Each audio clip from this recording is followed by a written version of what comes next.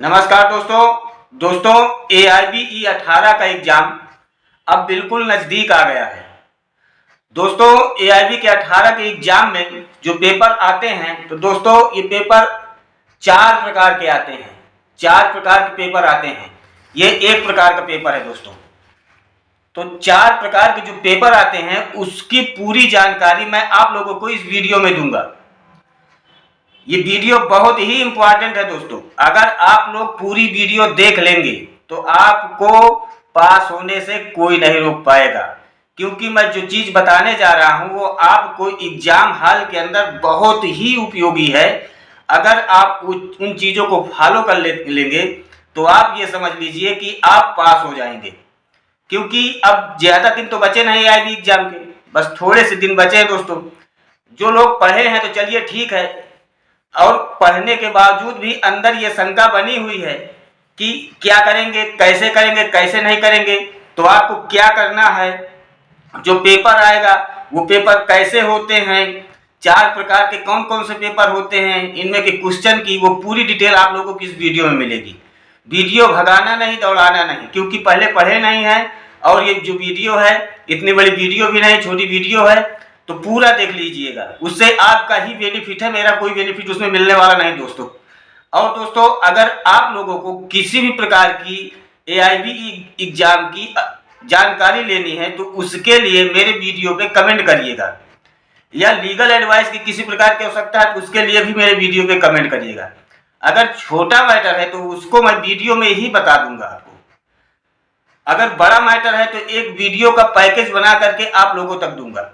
तो दोस्तों ये जो मैं वीडियो बना रहा हूँ इसके बहुत सारे कमेंट आए हैं, और जो कमेंट आते हैं वो सभी लोगों के लिए उपयोगी हो जाते हैं, क्योंकि जो मेन कमेंट होते हैं और बड़ा मैटर होता है तो उसका मैं एक वीडियो का पैकेज बना देता हूँ, जिससे कि कई लोगों का भला हो सके। तो इसलिए मैं आप लोगों को बताता हूँ दोस्तों कि ये जो पेपर आते हैं इन पेपर की जानकारी होना और एग्जाम हॉल के अंदर आपको क्या करना है वो पूरा आपको इस वीडियो में मिलेगा। तो दोस्तों अगर आप लोग मेरे चैनल में नए हैं तो चैनल को सब्सक्राइब करके बेल आइकन को हिट कर दीजिएगा, जिससे मेरे वीडियो का पहला नोटिफिकेशन आप लोगों तक पहुंचता रहेगा, क्योंकि मैं ऐसी यूजफुल वीडियो बनाता रहता हूं। तो चलिए मैं आप लोगों को बताता हूं दोस्तों पेपर के विषय में। उससे पहले थोड़ा ही जान लेते हैं कि जो मोबाइल का एक कमेंट आया था मोबाइल सिस्टम के लिए कि क्या मोबाइल एग्जाम हॉल के अंदर ले जा सकते हैं, तो दोस्तों उसको भी आप डिटेल में जान लीजिए।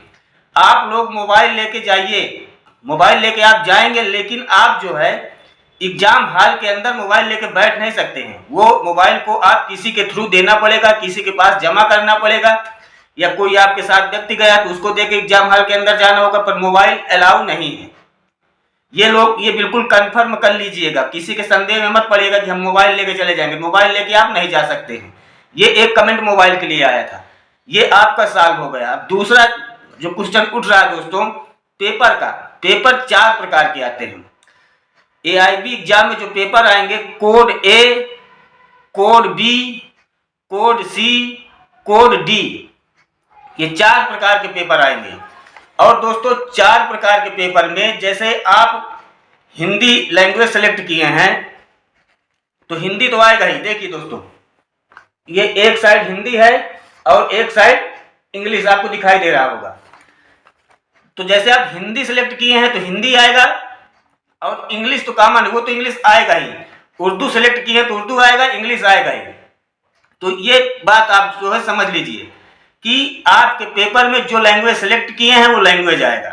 तो आप जो लैंग्वेज सेलेक्ट किए हैं वही लैंग्वेज को आपको ओमार शीट में भी लिखना है दोस्तों।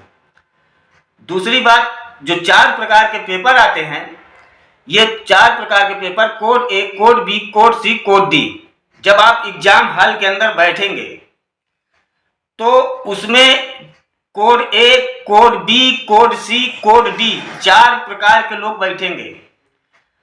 अब जैसे कि 40 लड़के बैठे हैं तो 10 कोड A वाले होंगे, 10 कोड B वाले होंगे, 10 कोड C वाले होंगे, 10 कोड D वाले होंगे। क्वेश्चन उसमें जो पेपर में आते हैं दोस्तों तो क्वेश्चन तो वही होते हैं, पर कोड A वाले में क्वेश्चन दे दिया पहले नंबर पे, कोड B वालों को क्वेश्चन दे देता है 60 नंबर पे। मतलब जो क्वेश्चन होते हैं उनका जो क्रमानुसार होता है वो क्रमानुसार नहीं आते हैं, उनके जो क्रम होते हैं उनको चेंज कर दिया जाता है। किसी में पहले स्थान पे कर दिया जाता है, किसी में चौथे स्थान पे कर दिया जाता है। ऐसे क्वेश्चन को इधर उधर कर देते हैं, पर क्वेश्चन वही ही रहते हैं। ये नहीं कि कोड ए में अलग क्वेश्चन आया, कोड बी में अलग क्वेश्चन आया। क्वेश्चन तो एक ही रहेंगे पर उनका जो है क्रम बदल दिया जाता है। तो दोस्तों अगर आप लोग एग्जाम देने के लिए गए हैं, अब जैसे कि मान लेते हैं कि आपका कोड ए है, कोड ए अगर आपको मिला है तो आपके पास जो बैठेगा वो कोड ए वाला नहीं बैठेगा, बी बैठ सकता है, सी बैठ सकता है, डी बैठ सकता है। ऐसे करके इधर उधर करके लड़कों को भी बैठाया जाता है एग्जाम हॉल के अंदर। वो किस लिए बैठाया जाता है कि अगर आप कोड ए हैं, कोड ए का ही बैठा देगा तो आपस में आप लोग कंबाइंड करते रहेंगे, बातचीत करते रहेंगे, तेरा क्या हुआ, मेरा क्या हुआ, तुम्हारा क्या हुआ, हमारा क्या हुआ। ऐसे में टाइम बर्बाद कर देंगे और आप कर नहीं पाएंगे। तो आप कोड ए अगर आपको आया है तो आप क्वेश्चन कोड ए का करेंगे। अब बशर्ते कभी आपने गलती कर दिया कि आपने कोड बी वाले से पूछ लिया कि प्रश्न नंबर 4 में कौन सा सही है, करते हैं लड़के, करते हैं ना, अपने बगल वाले से पूछ लेते हैं। अब वो प्रश्न नंबर 4 में उसका क्वेश्चन अलग है और आपका क्वेश्चन अलग है। आपको बता दिया कि क्वेश्चन नंबर 4 में थर्ड ऑप्शन सही है, आप थर्ड ऑप्शन पे टिक बबल बना लिए दोस्तों, वो आपका रांगली है, वो गलत हो जाएगा और आप फेल हो जाएंगे। आपको सर्वप्रथम अगर कभी ऐसी गलती करना है, पहले तो अपने ऊपर सामर्थ रहिए। अगर जो बच्चे गलतियां करते हैं उनके लिए मैं बता रहा हूं, अगर ऐसे कभी गलतियां करते हैं तो सर्वप्रथम आपको जो बंदा बैठा है इधर उधर आपसे पूछना, भैया कि आप कौन से कोड से हैं, कोड ए में है कि कोड बी में है कि कोड सी में, कोड डी में। अगर बंदा आपका कोड सी है, अगर दूसरे से जिससे पूछ रहे अगर उसका कोड सी है, अगर वो बता रहा है तो समझिए कि आपका क्वेश्चन एक ही माइनस पे है। पांचवा क्वेश्चन में कौन सा ऑप्शन सही है, अगर वो बता रहा है कि पांचवें क्वेश्चन का सेकंड ऑप्शन सही है, आप सेकंड पे लगा दिए तो सही है। अगर वो सही बताया है तो सही है, गलत बताया तो गलत है, क्योंकि दूसरे के बताने का कोई भरोसा नहीं होता। और एक बात दोस्तों बता दूं, एग्जाम में कोई भी फ्रेंड आपका ये नहीं चाहेगा कि आपका नंबर उससे अच्छा आ जाए या आप पास हो जाए वो फेल हो जाए। तो एग्जाम हॉल में मित्रता बहुत कम दिखाई जाती है, ये मेरा अनुभव है दोस्तों, और आप भी इसे आजमा लीजिएगा।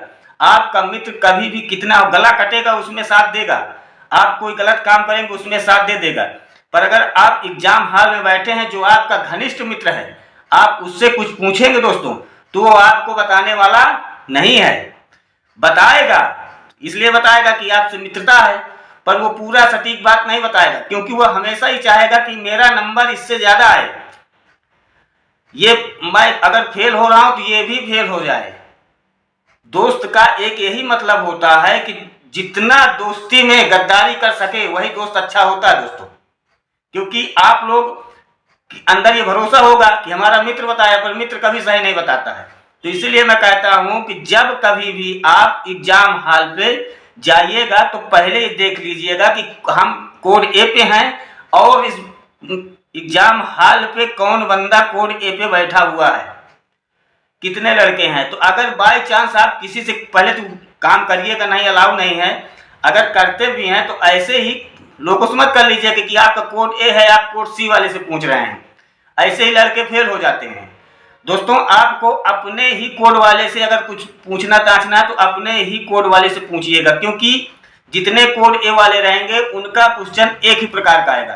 कोड बी वाले का क्वेश्चन तो रहेगा एक ही, पर उनका क्रम चेंज कर दिया जाता है। दोस्तों आप में मालूम चला कि 10वां क्वेश्चन है और कोड ए वालों में 10वां क्वेश्चन है और कोड सी वाले में पहला क्वेश्चन है, तो ये क्वेश्चनों का इधर उधर तबादला कर दिया जाता है, जिससे कि परीक्षा में बच्चे अपना अपना कार्य करें, एक दूसरे के प्रति निर्भर न रहें। और आप लोग जो लेके जाते हैं बेयर एक्ट जो लेके जाएंगे उसमें आप देखिएगा, उसमें से देख करके करिएगा, जितना हो सके मर्जी दोस्तों उतना करिएगा, और जो ना हो सके क्वेश्चन मत छोड़िएगा, उसमें बबल बना के आइएगा, क्योंकि इसमें माइनस मार्किंग नहीं होती है। अगर माइनस मार्किंग नहीं है तो आप ये समझ लीजिए कि आपको कोई भी क्वेश्चन दोस्तों छोड़ना नहीं है। अगर क्वेश्चन छोड़ के आएंगे तो अपना ही नुकसान करेंगे। आपको पूरे क्वेश्चन करके आना है दोस्तों। और अगर आप पूरा क्वेश्चन करके आएंगे तो आपको कोई फेल नहीं कर सकता है। जनरल के लिए 45 नंबर है और अदर आरक्षित वालों के लिए 40 नंबर है। और इसमें चाहे आप 70 नंबर ले आ लीजिए, चाहे 90 नंबर ले आ लीजिए, इसमें नंबर नहीं आते दोस्तों। इसमें जो आता है पास और फेल ही आएगा। अगर आप 45 नंबर आपका सही है तो आप पास हैं, अगर आपके 45 नंबर से कम है तो आप फेल हैं, अगर जनरल में आ रहे हैं तो। आरक्षित वाले दोस्तों अगर 40 नंबर आपके सही हैं तो आप पास हैं, और अगर 40 नंबर से कम है तो आप फेल हैं। हाँ, अगर आरक्षित वाले 40 से 80 नंबर करके आ रहे हैं, सोच लें कि हमारा डिवीजन बढ़िया बन जाएगा, तो डिवीजन इसमें कुछ नहीं बनेगा दोस्तों। इसमें सिर्फ एक ही चीज होता है जो रिजल्ट आता है, फेल और पास। आपको कुल मिलाकर के जो आरक्षित वाले हैं 40 नंबर करके आना है और जो है 45 नंबर करके आना। पर यहाँ पे रुकना नहीं है, आपको करना पूरा है। पूरा करके आएंगे तो आपको अंदर से कोई दिक्कत नहीं रहेगी, कोई मनोबल आपका ढीला नहीं होगा कि हम कुछ कार्य करके कम आए हैं। आपको रहेगा कि पूरा क्वेश्चन करके आए हैं, चलिए हमारा किसी न किसी प्रकार 40 आ जाएगा, हमारा किसी न किसी प्रकार 45 आ जाएगा और हम पास हो जाएंगे। तो दोस्तों आशा करता हूं कि आप लोगों की वीडियो बहुत अच्छी लगी होगी। अगर अच्छी लगी हो तो कृपया कमेंट करिएगा और शेयर करिएगा ताकि और लोगों तक ये बात पहुंच सके। और दोस्तों चैनल को सब्सक्राइब करके वीडियो को लाइक जरूर कर दीजिएगा। धन्यवाद।